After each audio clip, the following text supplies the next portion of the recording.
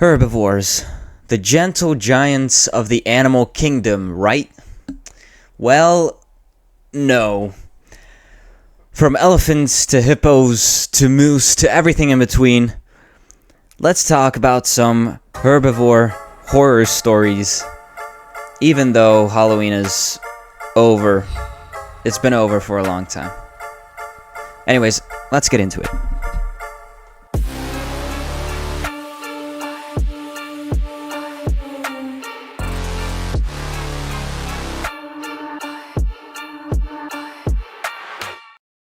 March 9th, 1996. A 28-year-old tour guide by the name of Paul Templar is leading a group of clients down the Zambezi River in canoes, until they eventually stumble upon a pod of hippos. And now it isn't uncommon to see hippos on the Zambezi River. They are known to be very dangerous and aggressive, but Paul isn't some misinformed little shit. He is a tour guide. He knows this. So they stay as far away from the hippos as possible, paddling safely around them, until the other tour guide, who was at the back of the group, Evans, gets flipped out of his canoe. And now the current is dragging Evans towards a group of hippos, more specifically a mom and her baby, which is the absolute worst thing to encounter in nature. An angry mom will pretty much do anything to keep her baby safe. Now Paul, seeing this, had to think quickly, so he dropped off the group of clients that were on his canoe on a nearby rock away from the hippos, and the race started to catch up to Evans before it was too late. And he did, almost. It was just like in some kind of Hollywood movie. Their hands barely touched. If Paul was ahead an extra inch, he would have reached Evans. But suddenly, everything went black for Paul. He felt immense pressure on his lower back, and he felt his legs were still in the water, and he didn't really know what was going on for the first few seconds. It took him a little bit of time to realize he was in the mouth of a hippo. Now, he was very lucky because the hippo spat him out, probably because Paul was so far down there that it probably irritated the hippo's throat. And he was very, very lucky that he survived this encounter.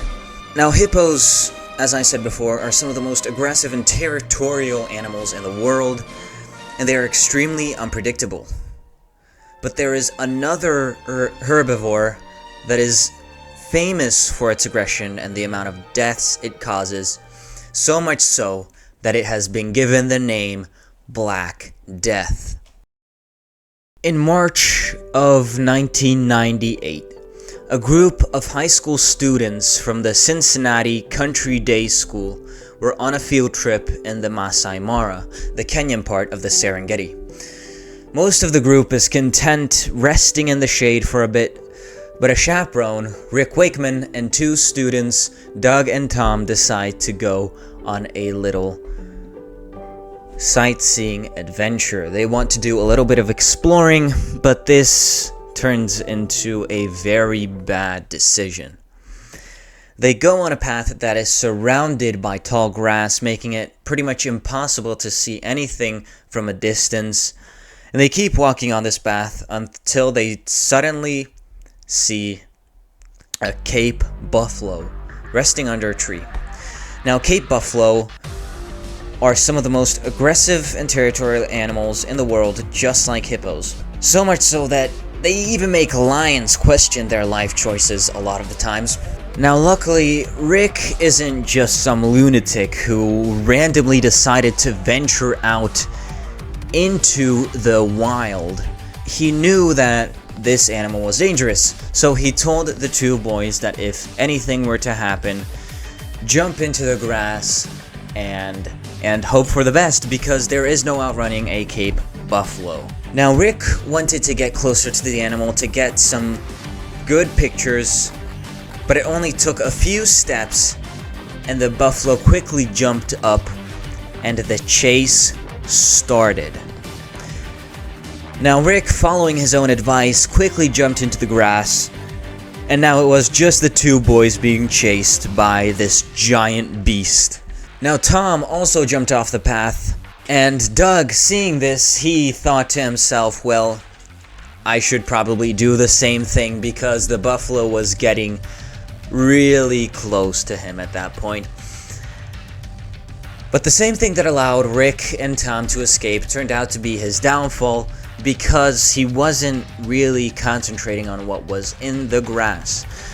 And when he jumped into the grass, he jumped into a tree that made him unconscious for a few moments until he woke up and he could feel the buffalo behind him. So he quickly got up and ran more and more on the path until he tried to jump into the grass again, but by that time it was too late. The buffalo threw Doug up by his legs, caught him by his legs, threw him up, which also made Doug discombobulated for a few moments until he got a hold of himself and realized that he was being dragged on the path by the buffalo because his pants had gotten caught in the buffalo's horns. If the horns had pierced the pants a little bit higher, then Doug could start calling himself Daphne, or any other girl name starting with a D. But anyways, the buffalo just kept dragging Doug. Now as Doug is being dragged next to the bull, sometimes it stomps on his leg until eventually his shorts rip and he is free. He then stands up and sees Tom bear hugging a tree. Now he is helped back to camp by Rick and Tom once they regroup, because he couldn't really stand on his leg a whole lot after, it got stomped on a few times by the buffalo. And it is only a few days later that Doug finds out how lucky he really was to survive, since the saying in that region is, and much of Africa as well, is that no one survives a buffalo attack. Now, a more recent story happened in 2016 in the Namibia Private Reserve. Now, this incident is one that, of course, illustrates the danger and power of these animals, but also how ignorant and stupid people can be. Now, a group of tourists was on a tour when they stumbled across a black rhino. Now, black rhinos are the smaller African species of rhino, the larger one being the white rhinoceros. But even the black rhinoceros can weigh between 800 and 1,400 kilograms. Now, in captivity, rhinos essentially become giant puppies, but in the wild, because of their pretty low IQ, terrible eyesight, they get startled very easily. Now, as I said before, they have very poor eyesight, so they rely on smell and sounds to detect threats, and this can make them do some pretty ridiculous things, attacking even inanimate objects sometimes, or very small animals that were not even close to being a threat to them. But this tourist didn't know that. One of the tourists didn't know that. He stumbled too closely to the rhino, and lo and behold, the rhino charged at him, knocking him over, and his injuries required serious medical attention.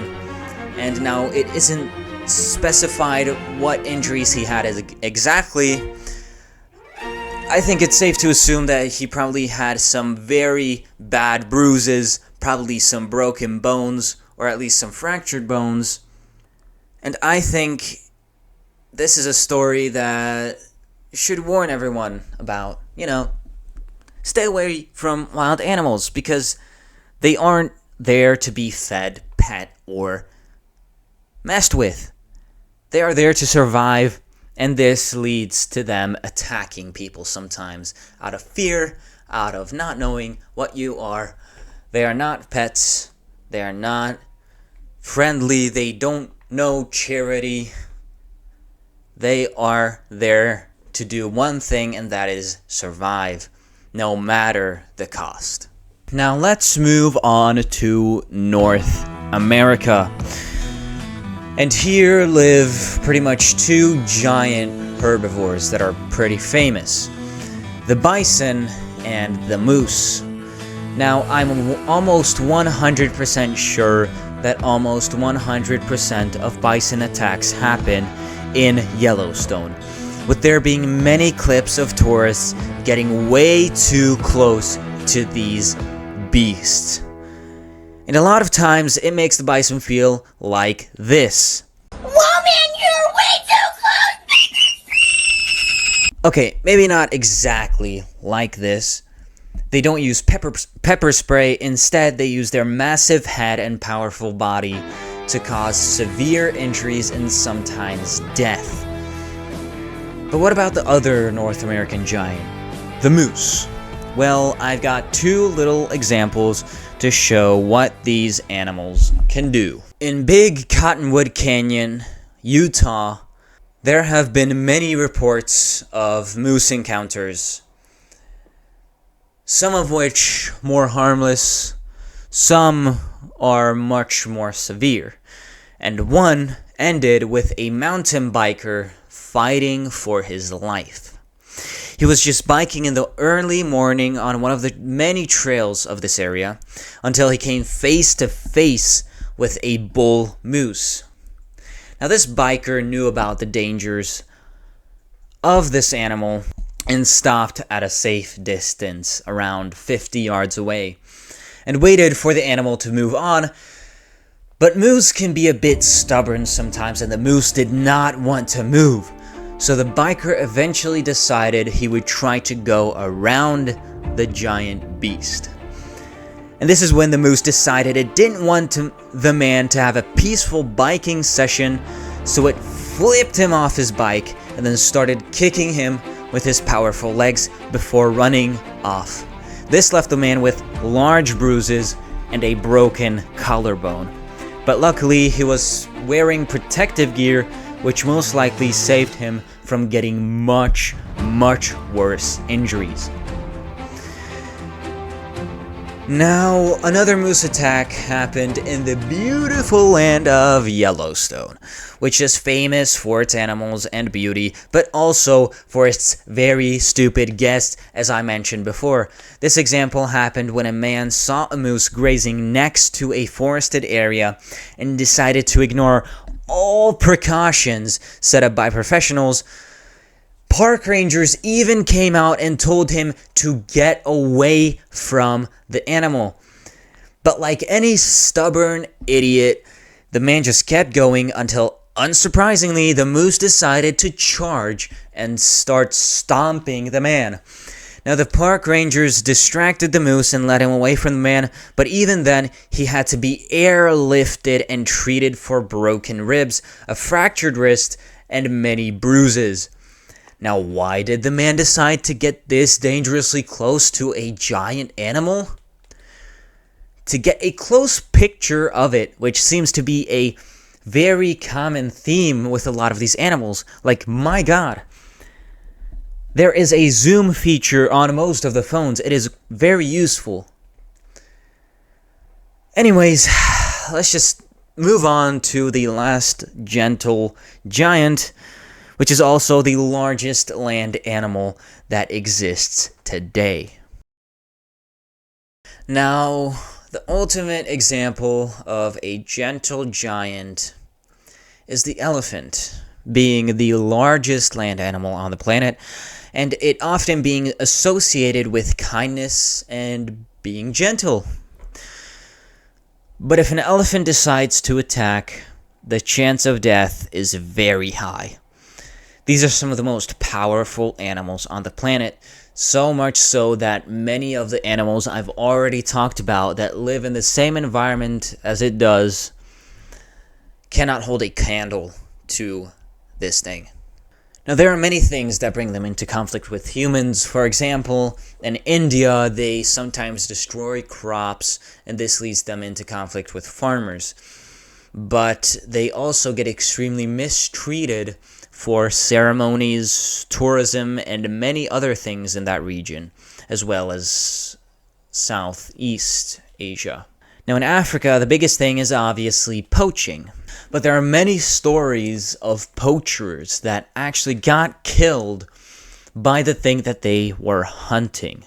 There are also stories about elephants absolutely losing it and going on rampages after getting mistreated so much at circuses and in certain tourism sort of companies where they ride elephants. Now, riding elephants isn't necessarily a bad thing if they are treated right, but in a lot of places they aren't, and this leads elephants to just completely lose it. They want to do as much destruction as possible, and it is quite sad.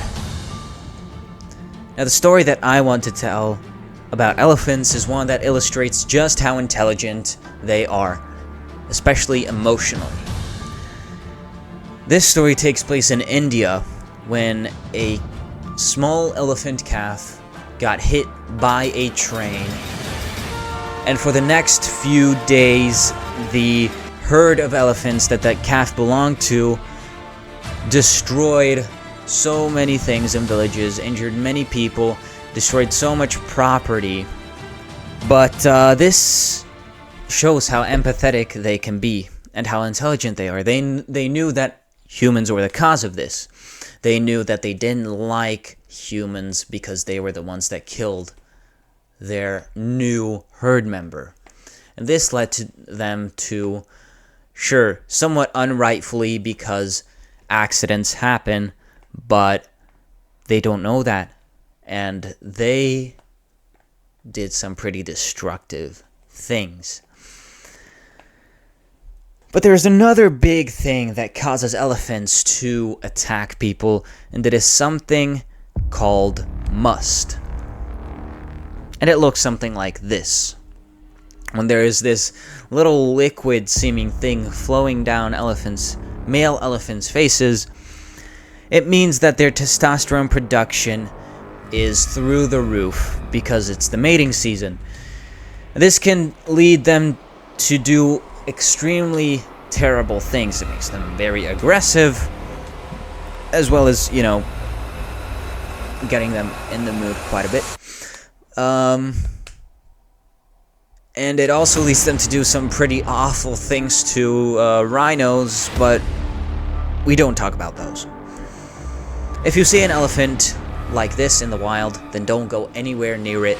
It is probably extremely aggressive. It's like a person taking steroids, except it's not synthetic, it's natural. You don't want to go near an extremely angry liver king who is roided out of his goddamn mind. Primals, I'm making this video to apologize. But anyways, don't do it. Hey, yo, look at this guy. Look at this guy. Look at this. But anyways, I hope you learned something in this video.